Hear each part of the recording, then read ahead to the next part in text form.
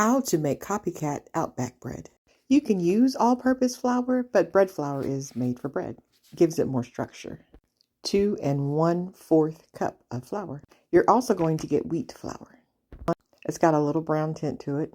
Perfect for making wheat bread, obviously. 1 3/4 cup. 2 tablespoons of cocoa powder. These you can make heaping for more flavor. 1 1/2 teaspoon of salt. You're going to mix these together because we're actually going to add yeast to the dry mix instead of to the water first, as you would regular bread. You can use rapid rise bread machine yeast. You can use active dry yeast. It doesn't matter. You really don't want the yeast to touch the salt. For the wet ingredients, 1 1/2 cup of lukewarm water between 108 and 110 degrees. Too hot and it will kill the yeast. 1/4 cup of honey.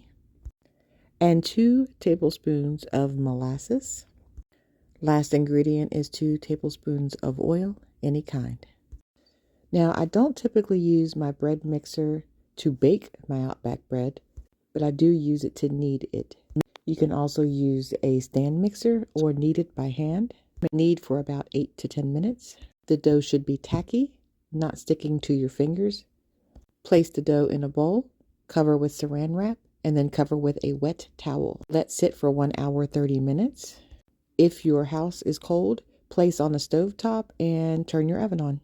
But if your house is already warm, just leave it on the counter. Okay, an hour 30 minutes later, look how much it has risen. Take it out of the bowl. You can place it on your counter, a cutting board. I just put mine on parchment paper. Whatever surface you use, sprinkle a little flour. This stops the dough from sticking to the surface and also prevents the oils from your hand, making the dough stickier and more difficult to manipulate. Once you've got it down on your parchment paper, you're going to spread it out a little bit. Punch, punch, punch. We're going to get it ready for the second round of rising. Kind of ball it up a little bit more. Now, you don't have to use parchment paper at the bottom of your loaf pan, but number 1, it's easy cleanup. Number 2, I feel that it makes it bake better.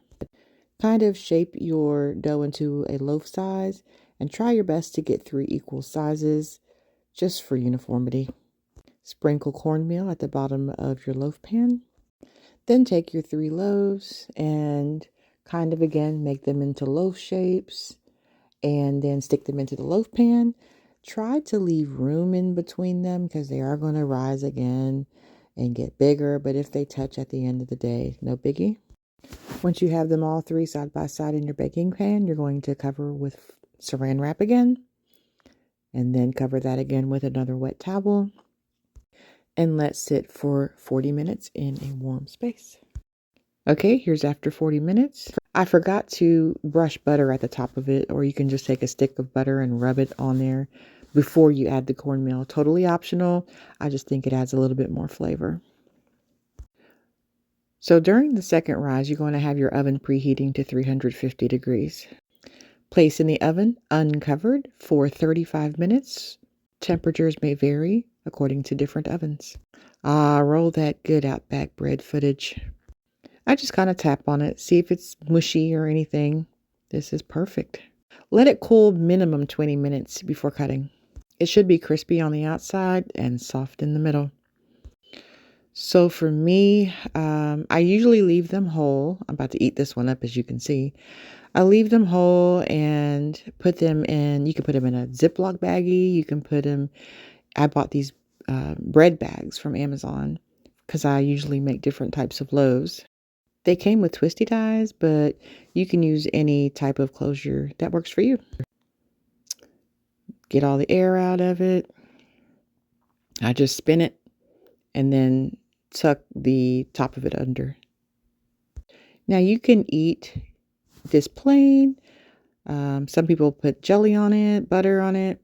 I just get the bread softened and then the bread warmed up and dip it and eat it. If you like this sort of thing, please check out my other videos. Also, please like, share, and subscribe. Bon appetit!